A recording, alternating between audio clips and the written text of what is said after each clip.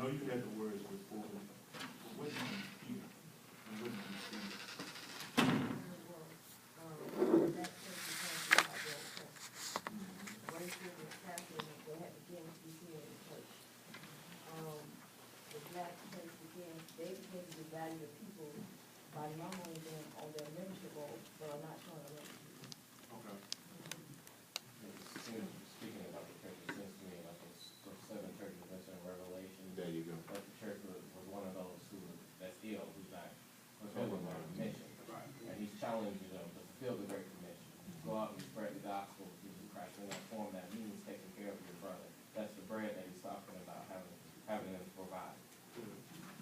Yes, ma'am. Basically that if we don't, as a church, if we don't stand up, we're going to die.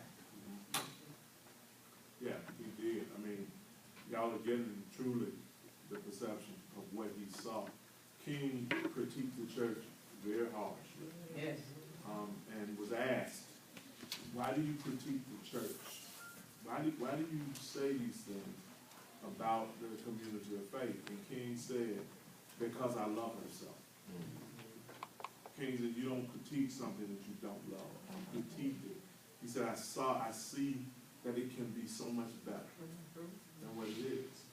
But he was concerned that it was becoming, as you said, a social club, a non-caring entity that was taking on the characteristics of the oppressor. He was having some struggles. If y'all heard it, you should have been able to feel it. He was struggling with it. But wait a minute, we don't want to just talk about white folks and what they're doing. What about what we're doing inside of our own churches? Where he comes up, and hopefully y'all heard those 2 images. This frozen church.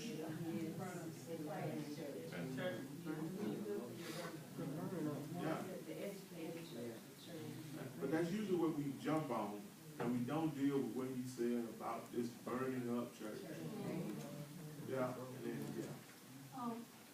In the imagery, I see that there's one that would to justify being the other in those 2 extremes. Well, we're not going to be the frozen church. We're going to be the burned up church. We're going to do this, and we're not going to deal with intellectualism and knowledge and learning and all of that stuff.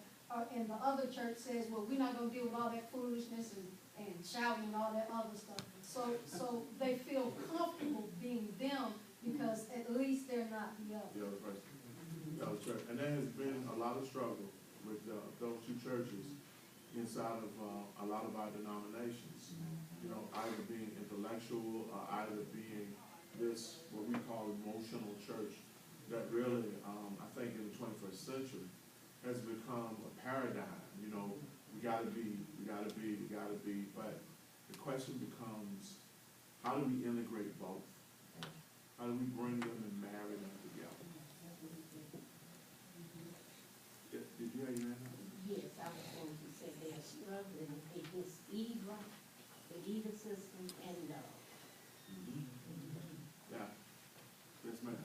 And I saw too, even though the things that was going on all around him, he didn't get so caught up with people. He was still able to tell leaders what he needed.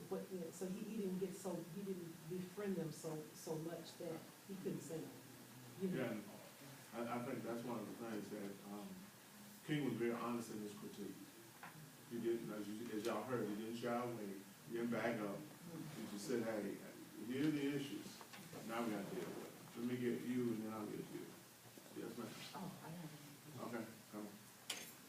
I also see that we, as a black church, have closed the door in the community now. Because you close your door in the community when a person is in need, but you see how much they've given first before you can determine whether you're going to help them or not. We close the door on them when you have a small church, but yet you're asking them to sow $500, $1,000 when half of your congregation is not working. So, you know, it's no longer communal.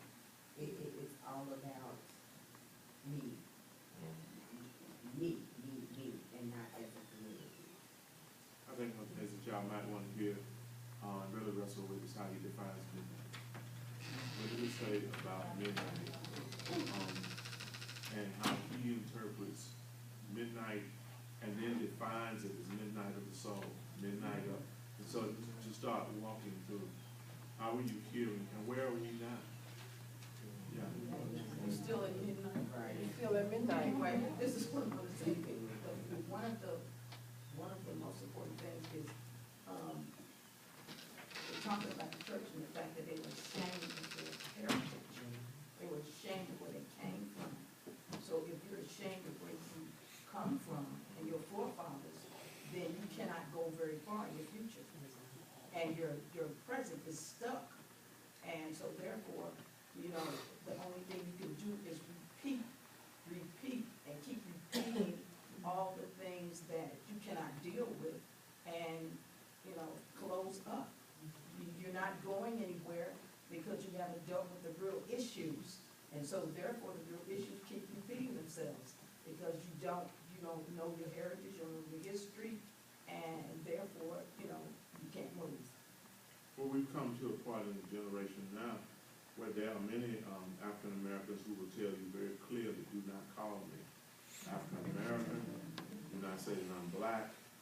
And so when you start hearing that, yeah, we have really walked away in some aspects and don't see any significance or any need to honor our heritage. So there's no identity in it. That's what a lot of us say. Yes, ma'am. One of the things that kind of grabbed me most was his challenge to the church.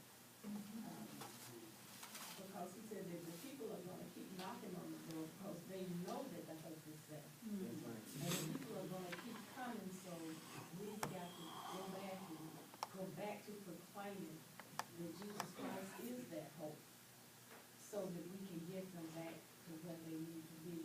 And that really got me because even though we keep saying that people are falling away from the church, we still got those that keep coming and keep knocking because they know that that's the only salvation that they're going to have is in the church. There is the other side. King said, the man knocks because he knows there's bread in the house. There's a new generation that does not believe, for a large part, that there's no bread in the house, that we don't have. The question is going to be, as you say, do we go back, and how do we keep this bread fresh if we do have it?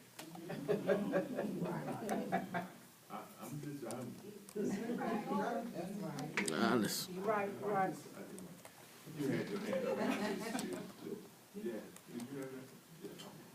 Yes, ma'am, and then yes, ma'am, and then I'm gonna get y'all highlight a couple of things in your book. Yes, ma'am. I think you probably mentioned what I'm trying to put emphasis on about the church.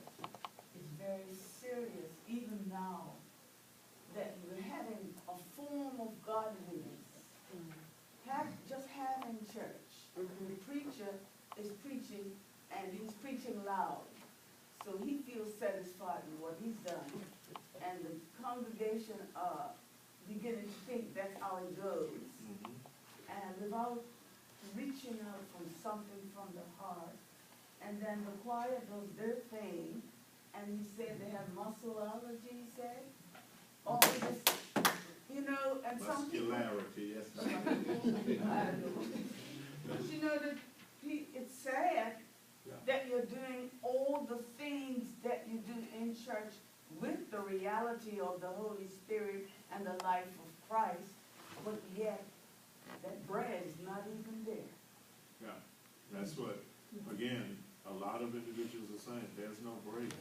And people, as she said, if they do come now, what kind of bread do we give them? What do we offer? And then that, again, so we have to step back because he was really pressing that, wait a minute, we do have what the world needs. Yes. We're saying this. Yes. And so the question becomes, as you start theologically thinking, the image of God, the image of the church, what's the role of the church, the fact that they're knocking at midnight. And they are persistently knocking, and we are persistently saying, go somewhere else. So his philosophical wrestling, his theological wrestling, really is a challenge to that. Yes and yes. Yes, ma'am.